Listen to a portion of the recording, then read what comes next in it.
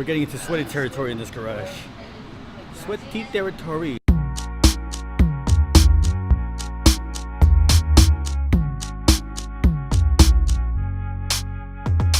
can park way more cars by just doubling up like this. We've exited the car elevator. Parking. Car elevator.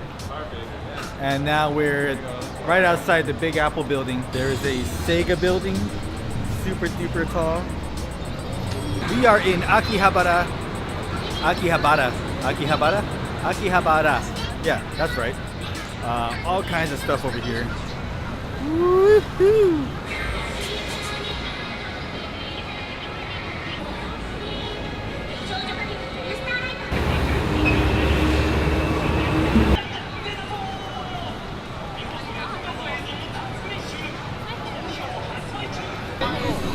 I don't have such a cool setup as this guy.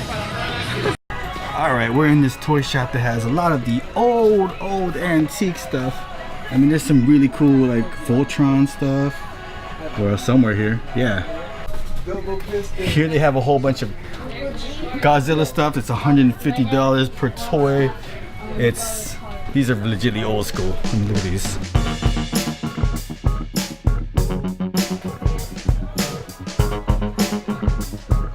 Jace the Mind Sculptor, how much? That's about 105? 105 bucks for a piece of paper. With a cool photo. With a cool photo on it.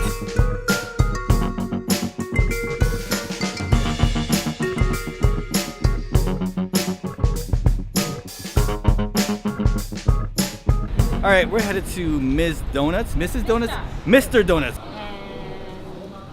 Mr. Donut.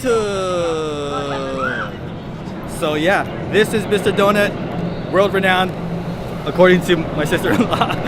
So we're gonna try Mr. Donuts. Woo! Do I get a whole one for myself?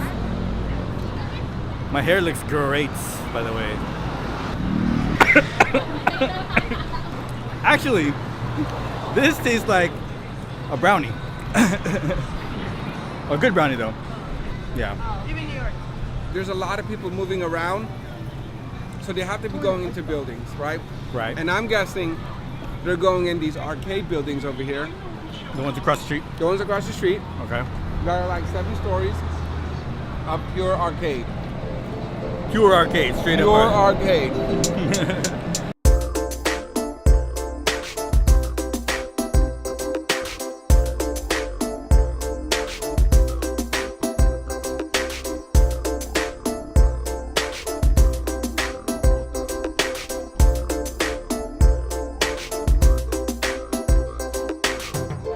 This is it, Japan at night.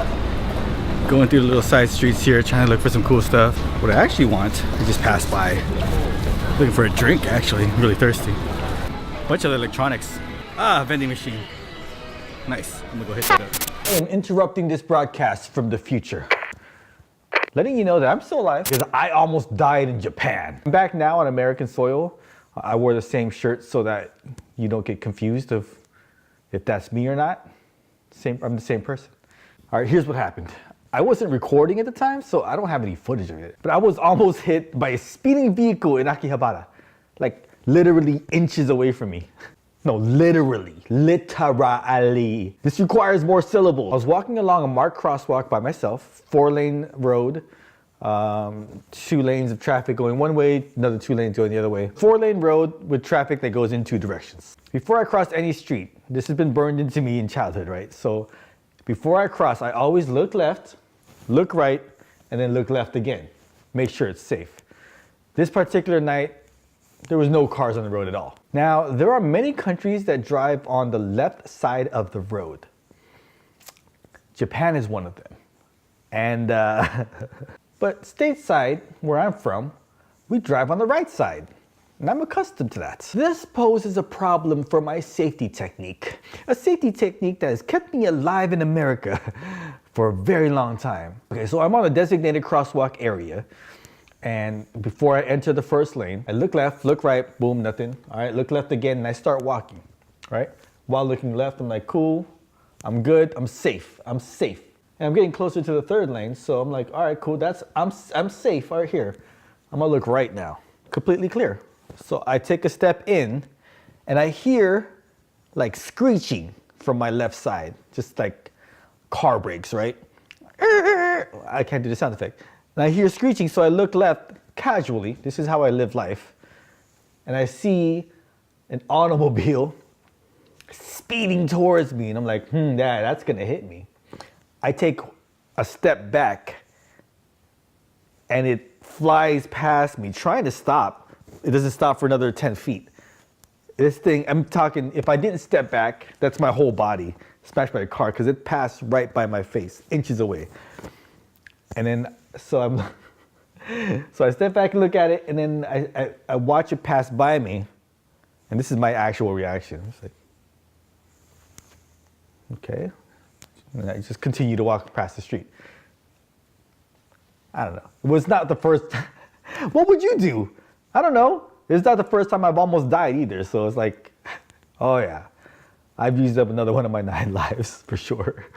But it's like I don't know what to call it. In Japan, it's very popular. It's like a minivan. I don't know how to. It's like most cars look like that in Japan that I've seen. They're not like racing cars or, you know, the most vehicle I see is this type of vehicle. It's a minivan. I don't know, like a Volkswagen van, but like a Japanese. So tinier, more compact. But that thing was going crazy fast. And in Japan, I don't know if you noticed, what I've noticed anyway, is that cars don't really tend to go that fast in Japan at all. So that's the first time I've ever seen anything remotely close to going that speed. Anyway, that car, that vehicle actually didn't even stop completely. Like it screeched up past me and then started to slow down and then was like, okay, I didn't kill anybody, and it just kept moving on.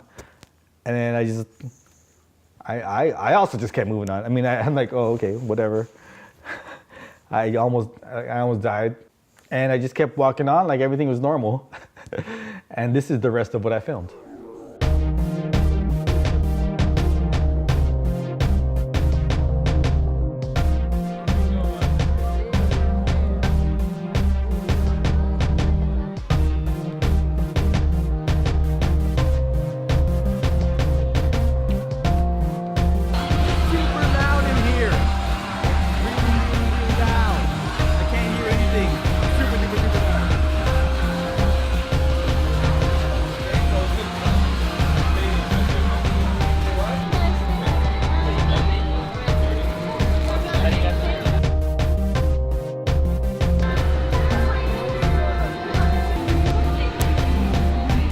All right, we're heading out of Akihabara and we're going back to our parking spot. This is gonna conclude our night here. We had a lot of fun here. The side streets are the coolest spots. A lot of weird lighting and stuff. But you didn't do one of those cafes, man. I didn't do the cafes. Next time, man. The cafes, what he's talking about.